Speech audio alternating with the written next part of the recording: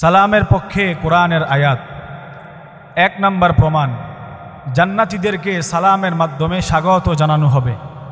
সূরা জুমার ৭৩ নম্বর আয়াতে আল্লাহ তাআলা বলেন, ওয়াসিকাল্লাযীনা ইত্তাকাউ রাব্বাহুম ইলাল জান্নাতি যুমারা।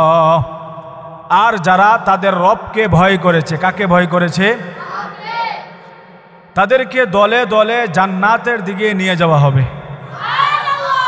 হাত্তা ইযা জাউহা ওয়া ফুতিহাত আবওয়াবুহা, তারা যখন জান্নাতের দরজার সামনে গিয়া পৌঁছাবে, ওয়া ফুতিহাত আবওয়াবুহা, তাদের জন্য জান্নাতের সমস্ত দরজাগুলা খুলে দেওয়া হবে। ওয়া ক্বালা লাহুম খাযানাতুহা, আর জান্নাতের কারারক্ষীরা, জান্নাতের পাহারাদাররা বলবে, সালামুন আলাইকুম, আমাদের পক্ষ থেকে তোমাদের প্রতি সালাম। আর বলবে, তিবতুম, তোমরা খুব ভালো ছিলে, পুত পবিত্র ছিলে, ফাদখুলুহা খালিদিন, আল্লাহর জান্নাতে স্থায়ীভাবে বসবাসের জন্য তোমরা জান্নাতে প্রবেশ করো। তাহলে জান্নাতীদেরকে সালামের মাধ্যমে কি জানানো হবে? অভিবাদন, স্বাগত জানানো হবে। ২ নম্বর প্রমাণ, সূরা আহজাবের ৪৪ নম্বর আয়াতে আল্লাহ তাআলা বলেন, তাহিয়াতুহুম ইয়াউমা ইয়ালকাউনাহু সালাম, যেদিন তারা তার সাথে সাক্ষাৎ করবে। কার সাথে সাক্ষাৎ করবে? সেদিন তাদের অভিবাদন হবে সালাম। ওয়া আ'আদ্দা লাহুম আজরান কারীমা, আর আল্লাহ তাআলা তাদের জন্য প্রস্তুত করে রেখেছেন সম্মানজনক প্রতিদান। সালামের ভূমিকা, সালামের ইতিহাস, আল্লাহ তাআলা আমাদেরকে কিভাবে সালামের প্রশিক্ষণ দিয়েছেন। বুখারী শরীফের ৬২২৭ নম্বর হাদিসের বর্ণনা। এই হাদিস বর্ণনা করেন আবু হুরায়রা রাদিয়াল্লাহু তাআলা আনহু। আদম আলাইহিস সালাম এবং ফেরেশতাদের মাধ্যমে আল্লাহ আমাদেরকে সালামের প্রশিক্ষণ দিয়েছেন। আন আবি হুরায়রা আনিন নবী সাল্লাল্লাহু আলাইহি ওয়াসাল্লাম ক্বাল, আবু হুরায়রা রাদিয়াল্লাহু তাআলা আনহুর বর্ণনা, আল্লাহর রাসূল বলেন, খালাকাল্লাহু আদম আলা সূরাতিহি, আল্লাহ তাআলা হযরত আদম আলাইহিস সালামকে তার যথাযোগ্য গঠনে সৃষ্টি করেছেন।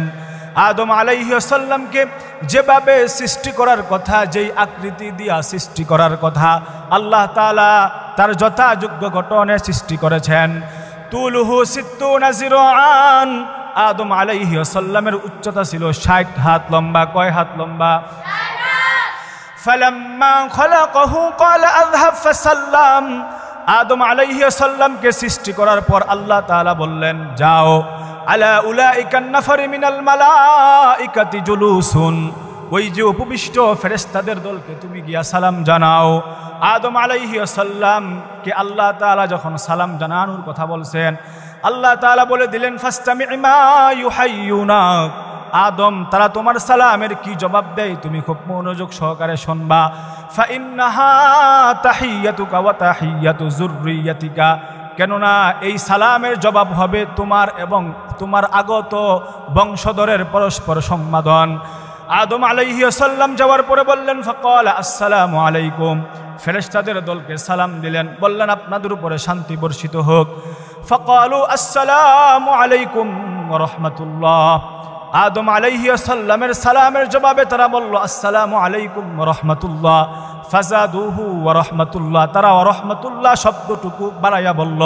আল্লাহর রাসূল বলেন, ফাকুল্লু মান ইয়াদখুলুল জান্নাতা আলা সূরাতি আদম, আল্লাহর রাসূল বলেন, যেই সমস্ত বান্দারা আল্লাহর জান্নাতে প্রবেশ করবে তারা হযরত আদম আলাইহিস সালামের আকৃতি বিশিষ্ট হয়ে জান্নাতে প্রবেশ করবে।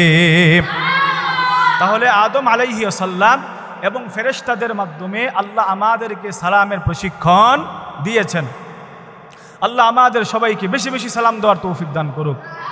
১ নাম্বার, সালাম গুনাহ মাফের কারণ। কোনো ব্যক্তি যদি সালাম দেয় তো ওই ব্যক্তির গুনাহ গাছের পাতার মতো জোরে পড়ে যায়। কিতাবের নাম সহিহুত তারগিব, ২৭২০ নম্বর হাদিসের বর্ণনা। ক্বালা রাসূলুল্লাহ সাল্লাল্লাহু আলাইহি ওয়াসাল্লাম, আল্লাহ রাসূল বলেন, ইন্নাল মুমিনা ইযা লাকিয়াল মুমিনা ফাসাল্লামা আলাইহি, কোন মুমিন অপর মুমিন ব্যক্তিকে যখন সালাম দেয়, সালাম দেওয়ার পর আখাযা বিয়াদিহি ফাসাফাহু তানাসরাত, তার হাত ধরে মুসাফা করে, সালাম দেওয়ার পর মুসলমান ব্যক্তির হাত ধরে মুসাফা করে। আল্লাহর রাসূল বলেন খতায়াহুমা কামা ইয়াতানাসারুকুশ শাজার, গাছের পাতা শুকনা হওয়ার পর জমিনের মধ্যে যেমন ঝরে পড়ে যায়, সালাম দেওয়ার কারণে আর মুসাফা করার কারণে ওই উভয় ব্যক্তির গুনাহগুলো জমিনের মধ্যে গাছের পাতার মতো ঝরে পড়ে যায়। সালাম দিলে আর মুসাফা করলে গাছের পাতার মতো গুনাহ ঝরে পড়ে যায়। আল্লাহ আমাদের সবাইকে সালাম আর মুসাফা বেশি বেশি করার তৌফিক দান করুক। 2 নম্বর, সর্বোত্তম ওই ব্যক্তি যে আগে সালাম দেয়, সর্বোত্তম ওই ব্যক্তি যে আগে সালাম দেয়। আবু দাউদ শরীফের 5197 নম্বর হাদিসের বর্ণনা। এই হাদিস বর্ণনা করেন আবু উমামা রাদিয়াল্লাহু তাআলা আনহু।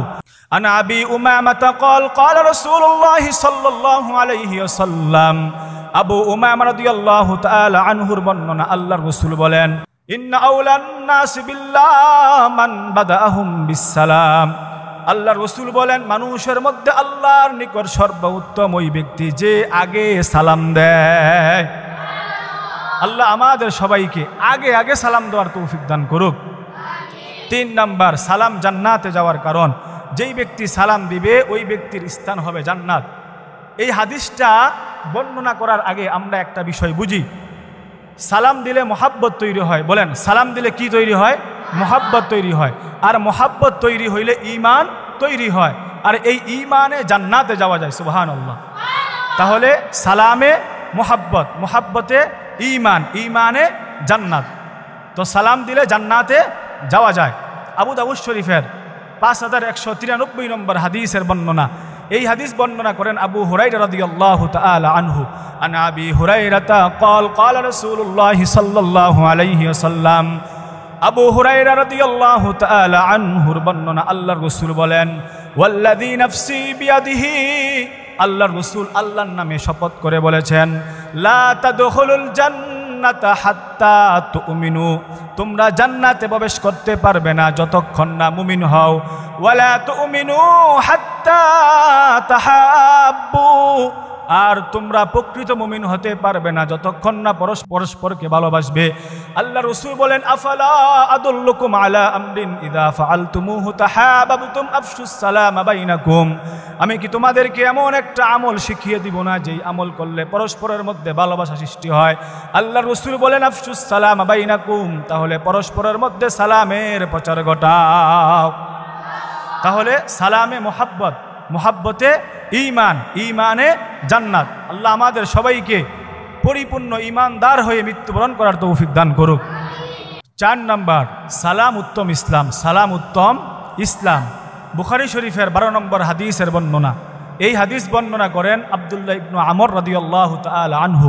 আন আব্দুল্লাহ ইবনে আমরিন قال, আব্দুল্লাহ ইবনে আমর রাদিয়াল্লাহু তাআলা আনহুর বর্ণনা, তিনি বলেন যা রাজুলুন ইলান নবী সাল্লাল্লাহু আলাইহি ওয়াসাল্লাম, এক ব্যক্তি আল্লাহর রাসূলের কাছে এসে জিজ্ঞাসা করলো ইয়া রাসূলুল্লাহ আইয়ুল ইসলামি খায়রুন, ইসলামের মধ্যে কোন জিনিসটা, কোন রীতিনীতিটা উত্তম?